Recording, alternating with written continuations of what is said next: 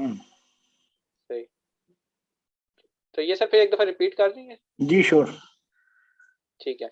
अच्छा तो आप लोगों के लिए एक दफा रिफ्रेश भी हो जाएगा कि अब हमारी जो एरे थी ना, बाइट एरे, उसके अंदर हमने स्टोर किया था ए बी सी, ठीक है। और जब हमने बाइट्स 3 एरे बनाई तो उसका मतलब कि 3 बाइट्स की एरे बन गई, और हर बाइट में 8 बिट्स होते हैं। तो 3 बाइट्स के अंदर कितने बिट्स हो गए हमारे पास टोटल? 24 बिट्स। 24 बिट्स। ठीक है, 24 बिट्स हो गए। तो अब हमने ए बी सी दिए, तीन तीन करेक्टर्स दिए। तो अब हम इसको देखते हैं कि ये किस तरह हेक्साडेसिमल में कन्वर्ट हुए, और फिर वो हेक्साडेसिमल नंबर्स हमारी, हाँ, उन्होंने ये 24 बिट्स किस तरह कवर की। अब ए था, उसको हमारा जो हेक्साडेसिमल में हम कन्वर्ट करें ना तो 61 आता है, ठीक है। तो जो 6 है ना, अब ये 6 अलग है, 1 अलग है, ठीक है। जो 6 है ना, ये एक हेक्साडेसिमल नंबर है, तो इसने कवर कर ली 4 बिट्स। फिर नेक्स्ट हेक्साडेसिमल नंबर था हमारे पास था 1, उसने कवर कर ली 4 बाइट्स। फिर 6 ने 4 बाइट्स की कवर की। फिर इस 2 ने 4 बिट्स कवर की। फिर इस 6 ने 4 बिट्स कवर की, और इस 3 ने 4 बिट्स कवर की। तो इन सबको हम ऐड करें ना, 4 प्लस 4 प्लस 4 प्लस 4 प्लस 4, तो हमारे पास टोटल बन जाती है 24 बिट्स, राइट। तो इस तरह ये हमारे पास टोटल 24 बिट्स कवर हो गई हैं, और एक हेक्साडेसिमल डिजिट जो है वो हमारे पास 4 बिट्स कवर कर रहा है। तो ये इस तरह हमारे पास है।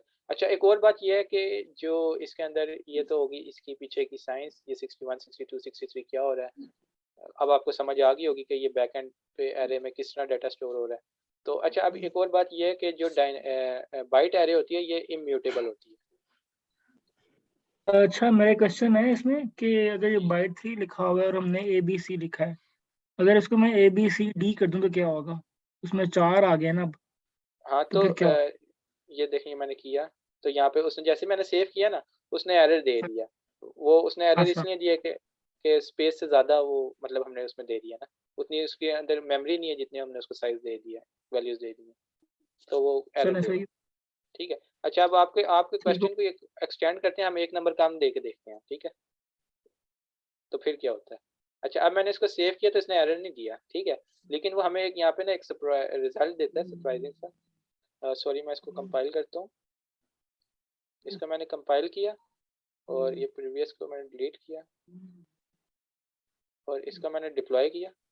तो अब हम ना देखते हैं कि देखिए, पहले तो 61 आया, फिर 62 आया, और जो जीरो, जो थर्ड इंडेक्स है ना, थर्ड इंडेक्स जहाँ पे सी था, उसकी जगह इसने डबल जीरो स्टोर कर दिया। डबल जीरो देखें यहाँ पे किसका आस्की करेक्टर है, सॉरी जीरो के हेक्साडेसिमल है। लिए, नल जीरो जीरो के के के लिए, लिए। लिए। नल हाँ, के जीरो लिए, के लिए। जीरो नहीं, नल के लिए। एक्चुअली सर, ये सॉलिडिटी में वर्किंग इस तरह होती है कि अगर हम किसी चीज़ को कोई वैल्यू नहीं ना देते, तो वो इनिशियलाइज होती है जीरो के, नल के इनिशियलाइज नहीं होती इन केस ऑफ सॉलिडिटी। तो इसलिए इसको ना हम जीरो ही रखेंगे। नहीं, लेकिन हेक्सा में तो वो तो नल आएगा ना। हेक्सा में भी सर जीरो ही आएगा, मतलब अब हमने यहाँ पे वैल्यू नहीं ना दी, तो इसका जी जी। मतलब है कि बाय डिफॉल्ट ना इसके अंदर जीरो जा रहा है, वो खुद से जीरो दे रहा है, नल नहीं दे रहा। और फिर उसने यहाँ पे हमें जीरो का हेक्साडेसिमल दे दिया, नहीं नहीं, वो डबल जीरो है। हेक्साडेसिमल के टेबल में जीरो जीरो को तो वो नल कहता है। ये, हाँ, आगे लेकिन पढ़िए और ना जीरो को, डिस्क्रिप्शन में। हाँ, हेक्सा, ये करेक्टर नल है, एनुअल, और इसका डेसिमल भी उसने यानी जीरो ही दिया। जी जी, बात ये आपकी वो भी वाला ठीक जीरो नहीं हो है। गई वो। ये वो वाला जीरो नहीं है जो हम जीरो वैल्यू देने के लिए करते यूज। अच्छा। वो राइट साइड पे डिस्क्रिप्शन में करेक्टर में देखिए, या करेक्टर इस टेबल को नीचे लेके जाइए, अच्छा। यहाँ पे देखिए जीरो, एक मिनट रुकिए, ये देखिए, ये जीरो जो है ना, ये 48 अच्छा। पे है। सही। इसकी ये सही वाली सही हेक्सा सही। इसका 30 है, ठीक है। अच्छा। वो वहां पे ठीक ठीक। उसमें भी वो नहीं, देखें, ये सॉलिडिटी का कंपाइलर आपको डिफॉल्ट वैल्यू जीरो देगा, वो अलग बात है, वो मेरी इल्म में पहली दफा आई है, क्योंकि और कोई लैंग्वेज ऐसे करती नहीं है। जब आप कोई वैल्यू नहीं देते ना, वो नल लेता है। नल रिप्रेजेंटेशन हेक्सा में जीरो जीरो है, वो हेक्सा जीरो जीरो है, वो करेक्टर जीरो नहीं है। ये पॉइंट डिफरेंस अच्छा। है ये। जी जी। अच्छा, हो सकता है, आई एम नॉट श्योर, आप सही कह रहे होंगे कि एरे के केस में शायद हो सकता है, लेकिन बाय वैसे अगर हम इसको देखें ना, यू इंट बी, तो अगर हम इसकी वैल्यू देखें तो इसमें बाय डिफॉल्ट ना जीरो वैल्यू आएगी। ये बेशक हम अभी चेक कर लेते हैं। तो ये मैंने ये यू इंट बी लिखा है, हम्म। तो इसको मैंने कंपाइल किया, इसको प्रीवियस को डिलीट कर दूं कॉन्ट्रैक्ट को, इसको मैंने डिप्लॉय किया और अब हम देखें बी की वैल्यू, तो बी के अंदर बाय डिफॉल्ट 0 वो दे रहा है, इनिशियलाइज कर रहा है। हाँ राइट, नहीं, ये तो सेंस मेक, ये तो देखिए इंटीजर 0 से शुरू होगा ना, उसके लिए वो अगर कुछ नहीं दिया तो वो 0 वैल्यू लेना तो बाय डिफॉल्ट उसमें है। ये इसमें एक अच्छी बात है कि उसको नल के तौर पे इसलिए नहीं ले रहा। देखिए जावा में ये है था कि आपने इसको या उन सब लैंग्वेजेस में जिसमें आप किसी टाइप से जो है ना कोई भी वेरिएबल डिक्लेयर करते हैं। अब जावास्क्रिप्ट में आप टाइप डिक्लेयर नहीं कर रहे होते, ठीक है, आप लेट से वार से या कांस्टेंट से करके जब उसको देते हैं वैल्यू तो वो नल लेता है। लेकिन यहाँ पे चूंकि आपने बताया है कि ये इंटीजर होगा और इंटीजर का मिनिमम जो है वो 0 है, ठीक है ना, तो उसमें 0 0 होना चाहिए, ये बाय डिफॉल्ट है और उसमें कोई प्रॉब्लम नहीं है। लेकिन वो जो बाइट एरे में अपना हेक्सा में आपने जो वैल्यू देखी है ना 0 0, वो नल के लिए जी रिप्रेजेंट हो रही है कि वहां पे सही, करेक्टर गायब है, 0 नहीं है वो। मेक सेंस, ठीक हो, हम्म। ठीक, सही सही। तो इस तरह अब ये अच्छा, अब इसके अंदर जो दूसरा पॉइंट हम डिस्कस कर रहे थे वो ये था कि बाइट एरे इज इम्यूटेबल। मतलब अब हम इस एरे के किसी इंडेक्स पे फंक्शन बनाते हैं यहाँ पे, और उसके फॉर एग्जांपल चेंज का फंक्शन बनाता हूँ मैं, और इसके अंदर अगर अब मैं एरे की फॉर एग्जांपल 0 इंडेक्स पे वैल्यू को मैं एक्स करना चाहूँ, तो इसको मैंने सेव किया तो एरर आ रहा है, ठीक है। वो कह रहा है कि single bytes in fixed bytes array can not be modified. तो मतलब अब इसके अंदर हम कोई वैल्यू चेंज नहीं कर सकते, जो हमने इनिशियलाइज कर दी एक दफ़ा वो उसकी अब एरे इम्यूटेबल है, वो चेंज नहीं हो सकती। राइट, अच्छा, लेकिन अगर अगर हम इसको पूरी को चेंज करने की कोशिश करें तो फिर हो जाती है। ये पॉइंट ये पॉइंट मुझे कोई समझाए जो मैंने बोला है अभी। नहीं, यहाँ पे देखिए, आप एक थोड़ा सा अंडरस्टैंड कीजिए बात को। वो एरे ऑफ करेक्टर्स है और वहां पे आप करेक्टर को चेंज नहीं कर सकते, जबकि ये चीज आप ना दूसरी लैंग्वेजेस में कर सकते हैं।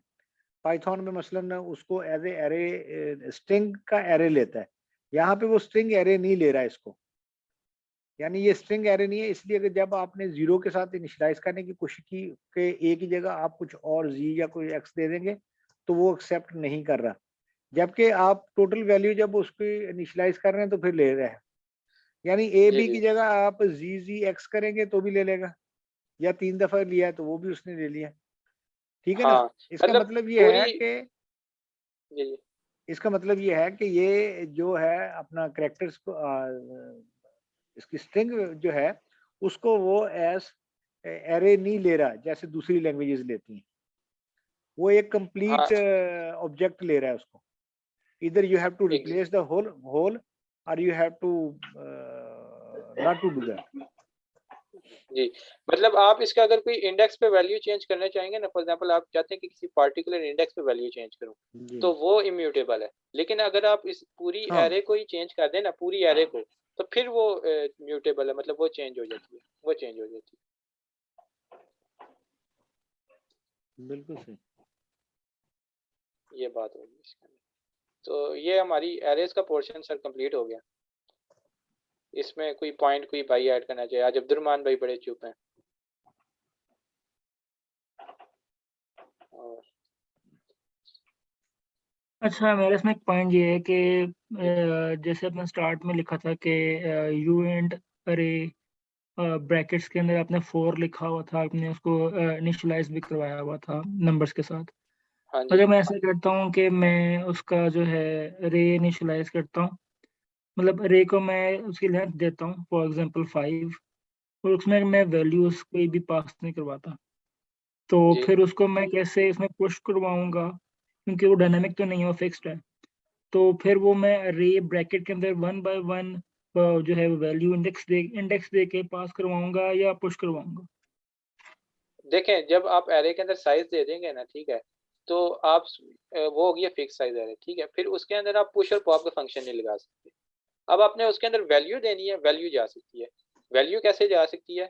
अ, अभी यहाँ पे हमने किया भी था, चले मैं दोबारा कर देता हूँ। अब फॉर एग्जांपल यहाँ पे अब मैंने बनाई है एक सिंपल एरे है, ठीक है, यू इंट 256 है, इसका साइज मैंने 4 दिया है, इसका नाम मैंने अंदर रख दिया स्टैटिक एरे, ठीक है। अब इसके अंदर मैंने इनिशियलाइज कोई वैल्यू नहीं कराई, ठीक है। अब इसके अंदर ना अब हमने वैल्यू देनी है तो वो किस तरह देंगे, सेटर एक फंक्शन बना देंगे, ठीक है, यू इंट 256 टाइप का इंडेक्स और यू इंट 256 टाइप की वैल्यू और हम यहाँ पे स्टैटिक अंडरस्कोर एयर इसका इंडेक्स यहाँ पे लिखेंगे और इज इक्वल टू वैल्यू कर देंगे। तो ये फंक्शन कॉल करेंगे, इसका इंडेक्स देंगे, प्रोवाइडेड दैट कि वो इंडेक्स 0 से लेकर 3 की रेंज में हो, तो इस पे हम यहाँ पे वैल्यू सेट कर सकते हैं इस फंक्शन के थ्रू। अगर हम इसके ऐसा कोई फंक्शन दे देते हैं, ऐसे कोई वैल्यू दे देते हैं, इंडेक्स देते हैं जो आउट ऑफ बाउंड हो जाते हैं, यानी 0 और 4 की रेंज में नहीं है, हम -1 दे देते हैं, ये 7 इंडेक्स दे देते हैं, तो वो फिर वो ये ट्रांजैक्शन पॉसिबल नहीं होगी इसके अंदर, सॉलिडिटी के अंदर, वो आपको रोक देगा वहीं पे, राइट। अगर जो माइनस और पॉजिटिव आप कह रहे हैं वो यू इंट में वो साइंड इंटीजर्स नहीं होते, साइंड मतलब प्लस और नेगेटिव, उसको वो एक्सेप्ट देखिए नहीं करता यू इंट। नहीं, यू इंट नेगेटिव वैल्यूज को नहीं एक्सेप्ट करता है, इंटीजर करता है। ठीक हो गया। यू का मतलब ही ये अनसाइंड है ना, कि जिसपे हाँ जी, साइन नहीं आएगा। हाँ जी, अच्छा, अगर मैं उसको इंट करता हूँ तो फिर वो एक्सेप्ट करेगा? अगर मैं यू नहीं जी, फिर करता एक्सेप्ट सिर्फ इंट करेगा, करता हूँ? उसका मतलब ही ये है कि वो सही एक्सेप्ट करेगा। सही है, थैंक यू। ठीक है। अली भाई आप हमारी जो थर्ड लास्ट सेशन था ना, इससे एक दिन के पहले हुआ था, उसकी आप वीडियो देखें तो उसमें हमने काफी ना ये डिस्कस किया है अनसाइंड और इन अच्छा, साइंड। मैं असल में फर्स्ट टाइम ही आया हूँ और मैं बाकी वीडियोस देखूंगा आपकी जो है ना आप सारी हमारे पिछली व्हाट्सएप वाली। ग्रुप में है ना, हाँ जी, मैं व्हाट्सएप ग्रुप से ही आया हूँ उससे मैं रोज जूम शेयर के करता लिंक हूँ पे। वीडियोस ना, तो आप उस चैनल को सब्सक्राइब कर लें और बेल आइकन सही भी हो गया, दबाएं। सफी, सही हो गया, मैं बिल्कुल एडवर्टाइजमेंट ठीक भी है, तो करनी ना भाई। जी। सही हो गया। तो अच्छा एक अब हम इसमें मूव करते हैं, एरेस का पोर्शन हमारा कंप्लीट हो गया। जी, अब हम मूव करते हैं, स्टैटिक वेरिएबल्स हमने देखे थे, स्टेट वेरिएबल्स हमने देखे थे, अब कुछ वेरिएबल्स हैं ग्लोबल। अच्छा, अब ग्लोबल वेरिएबल्स क्या रिटर्न करते हैं, ये हमें ना चीज़ें बताते हैं, हमारे जो ब्लॉक होगा ना, हमारे जो कॉन्ट्रैक्ट है उसके रिलेटेड है। अच्छा, अब यहाँ पे मैंने 3 टाइप्स ऑफ ग्लोबल वेरिएबल्स मैं बता रहा हूँ, जो कि मोस्ट कॉमनली यूज होते हैं। इनकी एक काफ़ी लंबी लिस्ट है सॉलिडिटी की वेबसाइट पे, आई थिंक मैंने क्लोज कर दी है। हाँ हाँ, ये है ओपन। तो यहाँ पे आप आए ना, तो ये काफ़ी ज़्यादा इनकी ना सॉलिडिटी की डॉक्यूमेंटेशन पे जाएं, तो ये काफ़ी ज़्यादा ना ये एक लिस्ट है ग्लोबल वेरिएबल्स की। तो ये लिंक मैं अभी चैट में पेस्ट कर देता हूँ, बाद में आपको ग्रुप में भी दे दूंगा, तो आप वहाँ से इसको स्टडी कर सकते हैं। तो अभी जो 3 हमने सेलेक्ट किए हैं ना पढ़ने के लिए, वो ये है ब्लॉक नंबर, मैसेज सेंडर और ब्लॉक डॉट टाइम स्टैम्प। तो ये क्या करते हैं और किस तरह यूज होते हैं। अच्छा, अब हम जो ब्लॉक डॉट नंबर टाइप का ग्लोबल वेरिएबल है ना, ये हमें रिटर्न करके देता है कि हमारा जो कॉन्ट्रैक्ट है ना, स्मार्ट कॉन्ट्रैक्ट, वो किस ब्लॉक पर डिप्लॉय हुआ है। ब्लॉकचेन के अंदर आपको पता है ब्लॉक्स होते हैं, तो ये हमें रिटर्न करके देगा कि यार ये आपका स्मार्ट कॉन्ट्रैक्ट ना इस ब्लॉक नंबर पर डिप्लॉय हुआ है। मैसेज डॉट सेंडर हमें ये रिटर्न करके देगा कि यार ये जो हमारा स्मार्ट कॉन्ट्रैक्ट है ना, ये किस किस बंदे ने, जिस बंदे ने डिप्लॉय किया उसका एड्रेस क्या है, ठीक है। और जो ब्लॉक डॉट टाइम स्टैम्प है, ये हमें टाइम स्टैम्प को हमें टाइम यूनिक्स टाइम देगा कि ये ब्लॉक आपका इस टाइम पे क्रिएट हुआ, राइट। तो अब इसको हम प्रैक्टिकली करके देखते हैं यहाँ पे। ग्लोबल वेरिएबल्स, अच्छा ये बनी हुई है, इसको चले मैं कमेंट करता हूँ। अच्छा, सबसे पहले अब यहाँ पे एक फंक्शन बनाया मैंने, फंक्शन डिस्प्ले, ठीक है, पब्लिक टाइप का है। और देखें जो इसके अंदर हमने कोई स्टेट वेरिएबल में चेंज नहीं करना। अच्छा, जो ये ग्लोबल वेरिएबल है, ये एक्चुअली स्टेट वेरिएबल ही काउंट होता है, ठीक है। तो इसलिए हमने इसके साथ व्यू का फंक्शन दिया कि हम इसके अंदर स्टेट वैल्यू उसको व्यू कर सकें।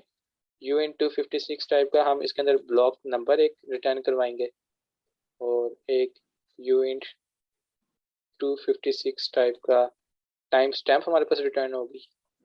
और यू इंट अच्छा अच्छा एक और चीज़ इसके अंदर ये है कि जो हमारे पास मैसेज और सेंडर है ना, हमारे पास उसका जो डेटा टाइप है ना वो एड्रेस टाइप का होता है, एड्रेस टाइप का। जिस तरह हमारे पास हमने पढ़ा हुआ है कि यू इंट एक डेटा टाइप होता है, स्ट्रिंग डेटा टाइप होता है, बुलियन होता है, ठीक है। लास्ट क्लास में अब्दुलरहमान भाई ने हमें बताया था कि फ्लोटिंग पॉइंट के लिए फिक्स्ड डेटा डेटा टाइप होता है।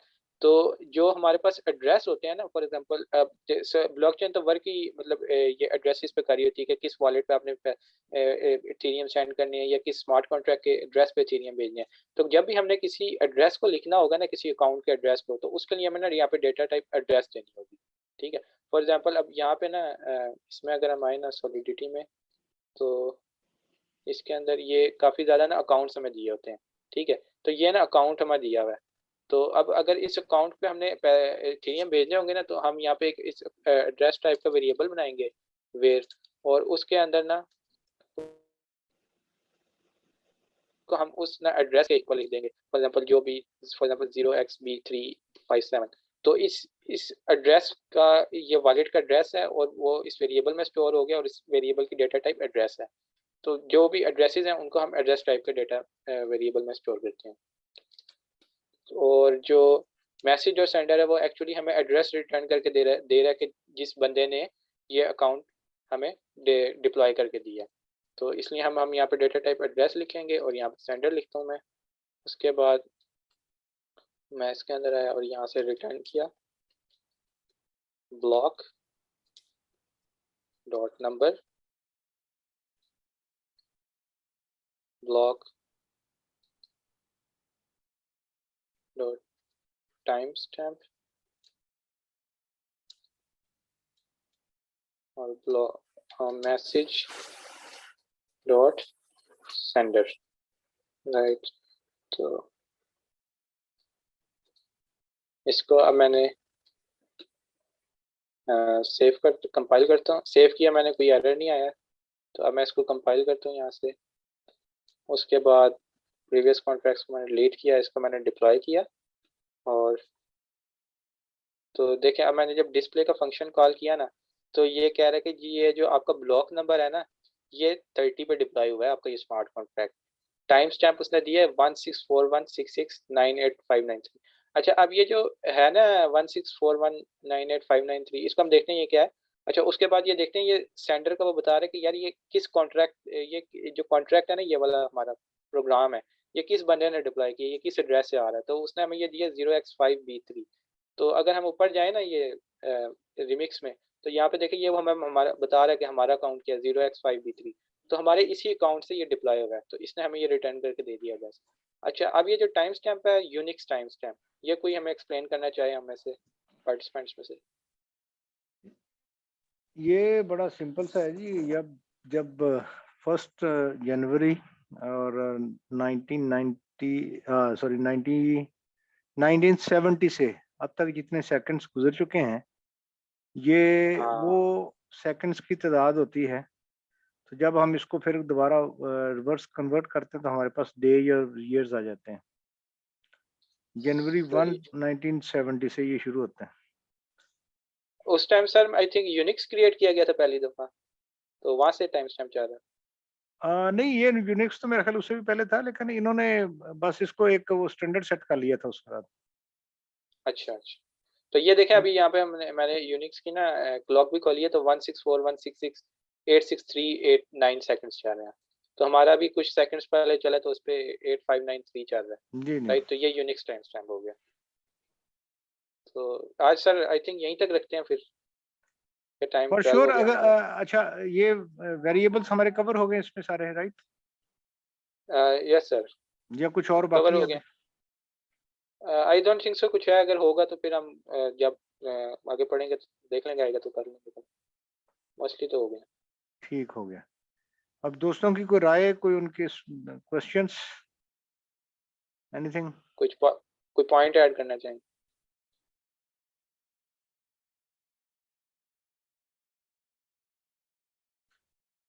मेरा ख्याल है नहीं है क्वेश्चन आज कोई भी।